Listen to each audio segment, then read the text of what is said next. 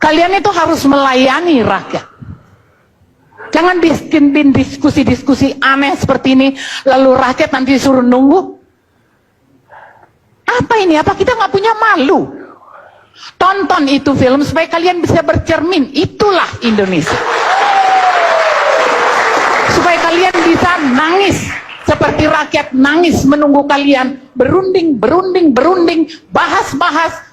Come on, mikirlah. Tuhan kasih kalian kesempatan memimpin, lakukan sesuatu yang baik. Jangan malah bela ini, bela itu, bela itu. Mengerti apa? Anda mengerti politik itu sejak kapan? Ini politik brengsek.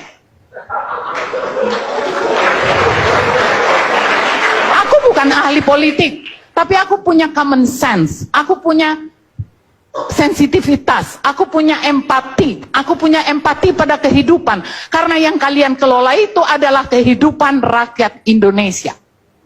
Jadi jangan mencari-cari, datang ini anak lagi bawa-bawa laporan. Kamu gak malu begitu? Aneh aja loh. Kalau kamu mau, belajarlah. Lihat apa yang terjadi pada bangsa ini. Saya sudah lama, dengan teman-teman saya di gerakan saya sudah lama mengatakan kita akan tiba pada titik ini. Ini titik paling konyol. Konyol, tidak berwibawa, kehilangan harkat, kehilangan harga diri. Itulah Indonesia sekarang. Buat aku, di sini ini negara sudah tidak punya kepala negara. Jangan manja-manja. Nggak ada kepala negara. Mana kepala negaranya? Mundar-mandir sana sini. Oh nggak usah, jangan dibilang ragu. Jangan. What? Emang kita tolol?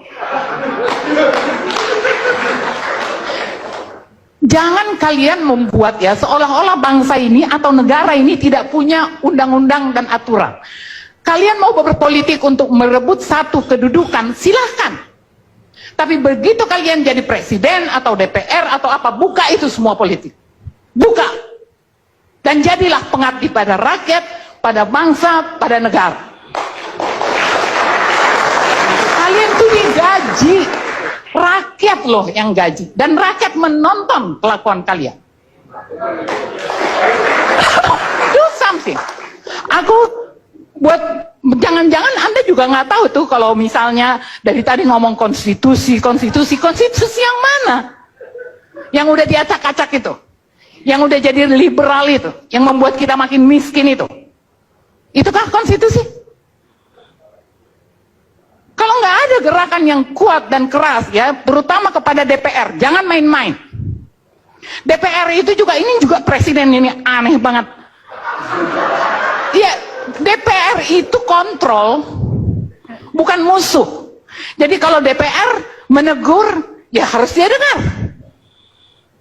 Nggak, jangan dibuat, ini kan suasananya semua politik, ya kan? Karena ketakutan politik. Tinggalkan politik. Sekarang zamannya bekerja. Udah jadi presiden, kerja. Jangan panggil-panggil apa saingannya Megawati lah. Kenapa nggak? Mana si Megawati? Coba. Loh, mana? Kan kita semua mendengar mulai dari media resmi sampai ke warung kopi, kita udah tahu bahwa kebingungan presiden kita ini karena ada partai-partai pengusung dan pendukungnya. Oke, sekarang kemana Megawati? Emang kita gaji Megawati buat nakut-nakutin Jokowi?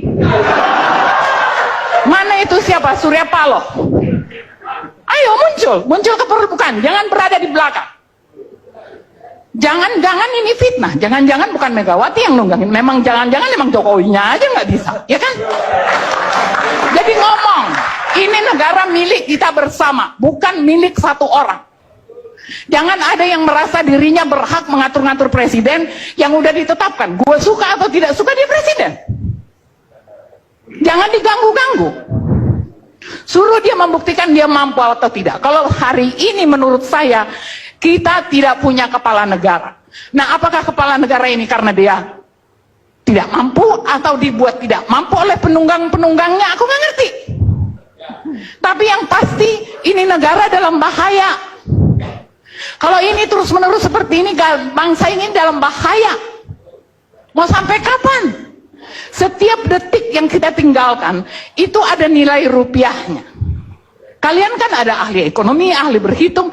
Aku aja cuman seniman, aku bisa mengerti apa yang tidak bergerak.